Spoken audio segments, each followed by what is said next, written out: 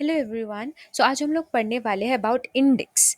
Index क्या होता है, उसका क्या यूज़ होता है डीवीएमएस पे। तो इंडेक्स को हम लोग ईजी भाषा में समझे तो वो क्या होता है, जैसे हमारे कोई भी बुक ले लो, उसके फर्स्ट इनिशियल कुछ पेज है, इसमें हम लोग को एक कंटेंट या फिर इंडेक्स का पेज मिल जाता है। उसमें क्या रहता है, टॉपिक का नेम और उसका पेज नंबर। ठीक है। क्या होता है कि अगर हमको किसी पर्टिकुलर टॉपिक पढ़ना है तो क्या हम 1000 पेजेस का बुक का हर पेज पलट के देखेंगे कि कहाँ पे वो टॉपिक है। हम लोग सिंपली क्या करते हैं, इंडेक्स में जाते हैं, उस टॉपिक को ढूंढते हैं। 1000 पेज का अगर बुक है तो 4 से 5 पेज ही मैक्स टू मैक्स हमारे इंडेक्स होगा, तो वहाँ से टॉपिक ढूंढना is much easier than searching it from 1000 pages.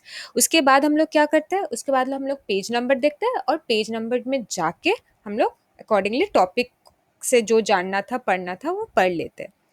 Same उसी तरह हमारे डीवीएमएस में भी होता है।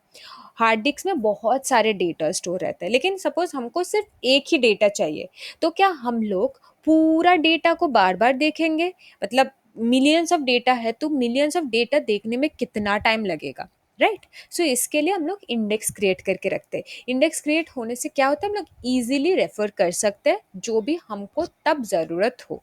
ओके। और एक पर्पस है कि हमारे सारे सारे लैपटॉप या कंप्यूटर्स में तीन चीज़ें ज़रूर होता है। फर्स्ट क्या होता है, हार्ड डिस्क, जहाँ पे सारी चीज़ें स्टोर्ड होता है, सारे डेटा स्टोर्ड होता है।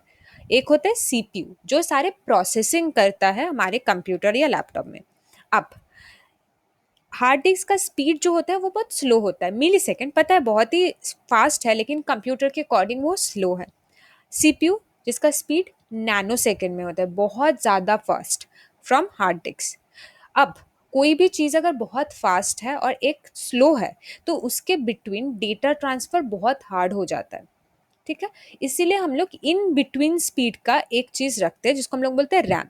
तो अगर कोई भी डेटा ट्रांसफ़र करना है H D to C P U, हम लोग क्या करते हैं, सिंपली एच डी से दे देते हैं रैम को, रैम फिर उसको सी पी यू में डाल देता है। उसके बाद प्रोसेसिंग होने के बाद जो रिजल्ट आता है वो ले लेते हैं, या फिर रिटर्न करना है तो रिटर्न कर देते हैं।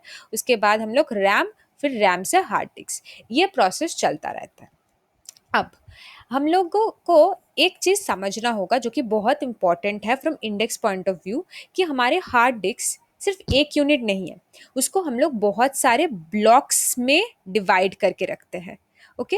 ब्लॉक्स में डिवाइड करके रखते हैं, यानी कि हमारे जैसे बुक्स में पेजेस होता है, सिमिलरली हमारे ब्लॉक्स भी एक पेज की तरह है, हार्ड डिस्क का different page. Okay. Hard disk अगर पूरा बुक है तो हर एक पेज को हम लोग क्या बोलेंगे, ब्लॉक बोलेंगे। ठीक है। तो दोनों में क्या होता है, डेटा होता है। एक हार्ड डिस्क को हम लोग बहुत सारे ब्लॉक्स में डिवाइड करके रखते हैं, उसके अकॉर्डिंग हम लोग पेजेस रखते हैं। जैसे हम लोग एक अलमारी में क्या करते हैं, हर एक अलग अलग सेक्शन रहता है डेटा स्टोर करने के लिए, कपड़े रखने के लिए। सिमिलरली यहाँ पे भी हर एक ब्लॉक में हम लोग डेटा स्टोर करके रखते हैं। ठीक है। अब ये ब्लॉक समझना इसलिए ज़रूरी है क्योंकि हम लोग जब टाइप्स ऑफ इंडेक्स पढ़ेंगे तब ये चीज़ बहुत इंपॉर्टेंट होगा कि ये सारे ब्लॉक्स में डिवाइड होने के बाद क्या होता है। ओके। और एक चीज़, हम लोग को हार्ड डिस्क से जब भी कोई डेटा, मैंने बताया कि हार्ड डिस्क से हम लोग सीपीयू में डायरेक्ट ट्रांसफ़र नहीं करते, हम लोग हार्ड डिस्क से कहाँ करते हैं, रैम में। तो ये जो टाइम लगता है प्रोपगेशन के लिए, टाइम एंड कॉस्ट, ये हम लोग को घटाना है। हमारे मेन मोटो क्या है, उसको घटाना, तो इसीलिए हम लोग यहाँ पे अटैच कर देते हैं इंडेक्स। ठीक है। होपफुली इंडेक्स क्या होता है, उसको क्यों यूज़ किया जाता है, वो समझ में आ गया।